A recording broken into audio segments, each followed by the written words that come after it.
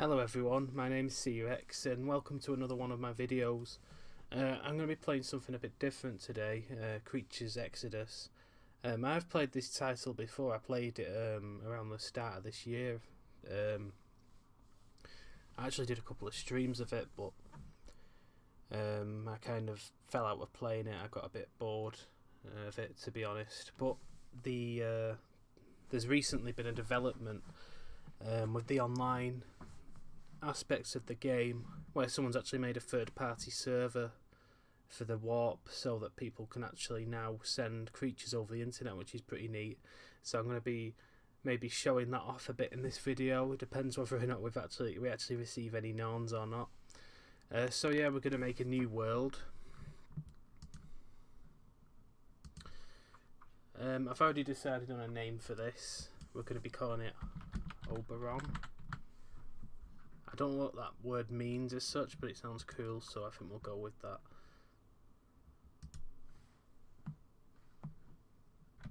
So yeah, let's enter our new world.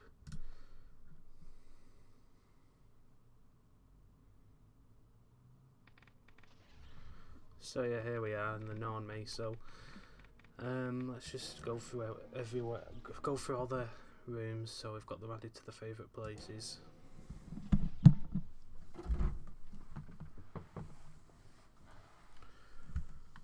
I'll be showing off the warp in a minute.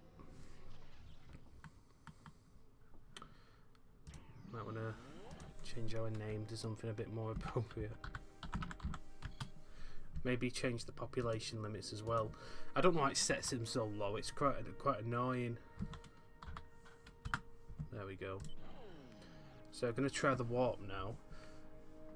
I'm going to open up the client, the Albion Warp client. I'll be popping a link to Albion Warp in the video's description, so other people who are interested can go and try it out. So yeah, we're online now.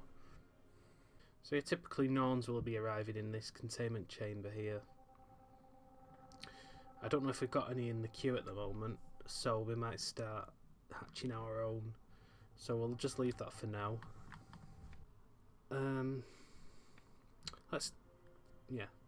There's this third-party thing called Advanced Menu Code that actually lets you just select from a list rather than having to scroll through them all, which is quite tedious. So we've got quite a lot of breeds installed right now.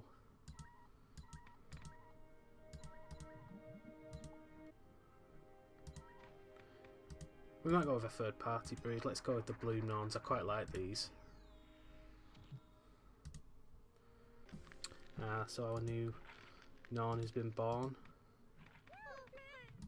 Hope he's got the right colour, because this is actually, they actually released an updated version of this breed that's got different sprites. I'm just hoping I've got the right sprites are displaying. Yeah, they are. So there's not really a main goal of creatures. It's mostly just, you can either just like breed Norns for specific mutations, or you can just raise them as pets, or just tinker about with the game really.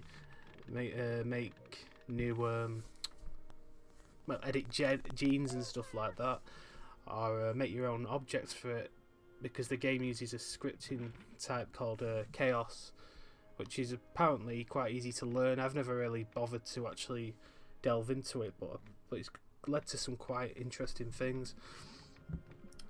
I've actually got an auto namer here. Well, actually I've got quite a few, but the one we're going to use is called Protective Tub, and it's probably the best out of the lot because it actually gives your creatures some quite interesting names. Now I need to find it. I hate these scrolling things, and the one in Creatures 2 was much better. You could actually scroll down with a scroll bar, but this is just clicking buttons. I'm not a big fan of it. No, it is. It also extends the character limit as well for creature names. So you can actually call them really long things now rather than just being limited to about, well, I don't know how many characters it is, but yeah, you can have some pretty wacky names. So she's been called Toothsome Experience. Interesting. Oh, I think we've got a new arrival. Let's go and have a look. Oh, he's called, let's see what he's called. Grainy. Well, that's just the first part of his name. Yeah, the containment chamber. It's quite useful because you can use detect bacteria and things from Narns you receive, and it's a lot safer really than using the portals, because the portals just let any creature into your world, whereas this you can actually examine them and see if they've got anything wrong or if they're aggressive. So we're just going to release this for now, just in case he's picked up anything on his travels, and we're going to accept him. Grainy Jacama. So yeah, we're going to take him to the Narn Meso now to meet this other Narn. He's a bit too old for her at the moment, so we'll have to wait until she's actually reached breeding age before we can breed them.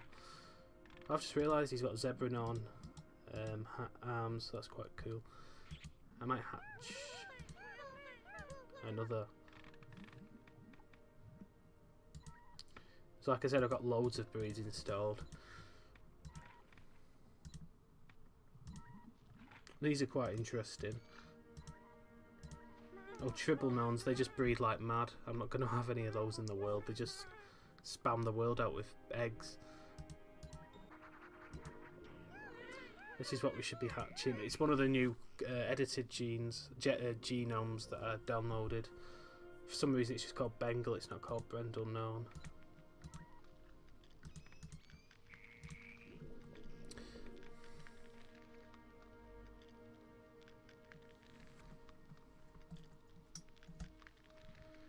So yeah, there we go.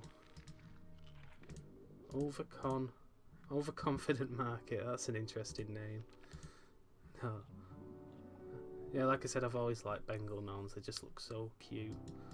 They just look like little tigers.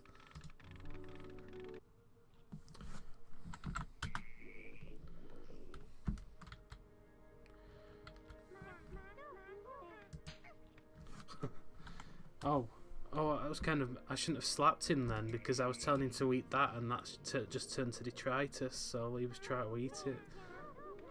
Let's try this one instead.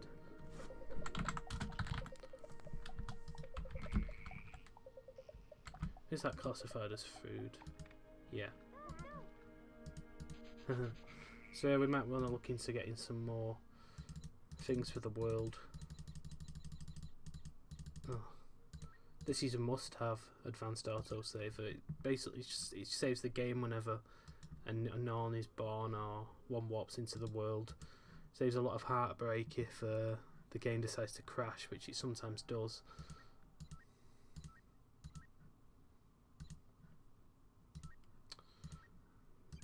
Yeah, as you've seen before, as you might have seen, I've got all the official creature packs installed, and this is one of the things that comes with one. To be honest, I think they should release them for free, the creature packs. I can't remember how many they are. I think there's 5 of them, and they originally sold on the Creatures Mall, but it's been down for over 10 years, and they've never bothered to upload them anywhere else. They have uploaded some of them, the ones that don't use a unique genome and are just new sprites, but the Tree Hugger Narns and the Bondi Narns, etc., have never been properly released since the store closed. But people are allowed to share them privately though, which is good. So I've got this globe, it's kind of cool.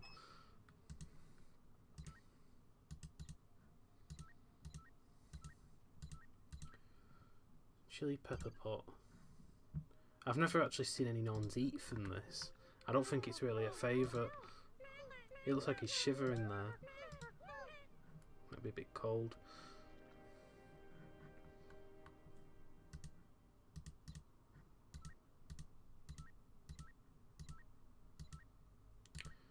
Critical hit.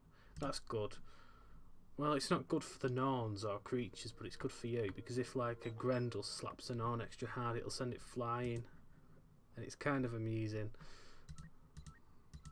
It's a pity I can't stream this properly anymore, because I used to really enjoy doing it, but unfortunately I can't because our internet connection's too slow. This ridiculous. I think the most we ever get is 7 megabits per second, which is pretty appalling. The one I had when I was staying at my living in my uni accommodation, was around 100 megabits. So I could do almost anything I wanted to do with that. But this one's just... ugh. Well, we've got Gaia here. Kind of like... I don't know how to describe it. I'm not going to inject her into the world because she's a bit glitchy. But she's basically like a robotic creature, and she can like do things like... I know if she's in Creatures 3, she can like replenish animal stocks and plants and stuff like that. But I don't think she can do that in Docking Station. But she's kind of glitchy, like if one of your creatures manages to breed with her, then the babies can crash the game. Got Monterarium. I don't like that room though. I don't like the graphics for it. Gnome Garden's probably one of the best. I'll see if I can find it. I prefer Gnome Garden 1 though, because Gnome Garden 2, it does come with a few animals, but they just end up dying out because, well, it's not very well balanced, the ecosystem. But yeah, here we go. Here's Gnome Garden 1. This is actually the first meta room I actually downloaded for Docking Station. It adds a little area down here so your gnomes can access it. So these two don't seem to be doing much. But apart from eating carrots, that's about it. He's playing the didgeridoo.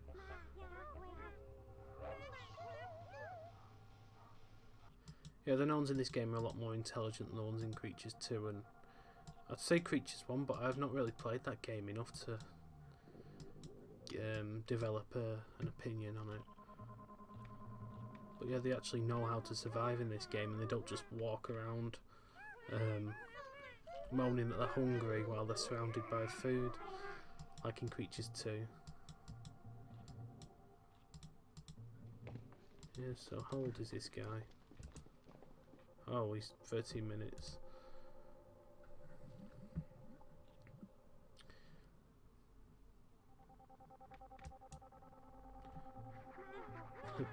Seems to be getting on quite well. Everything starts off small like these fish when you first inject the room, and it takes a while for everything to start growing. It's a good room though.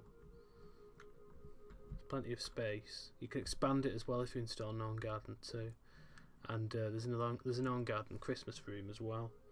Actually, I'll inject that.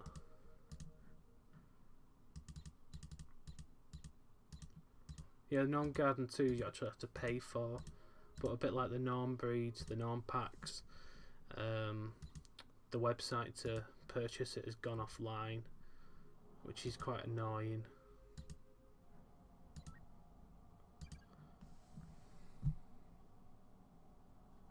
So here we are, we've got the Christmas room.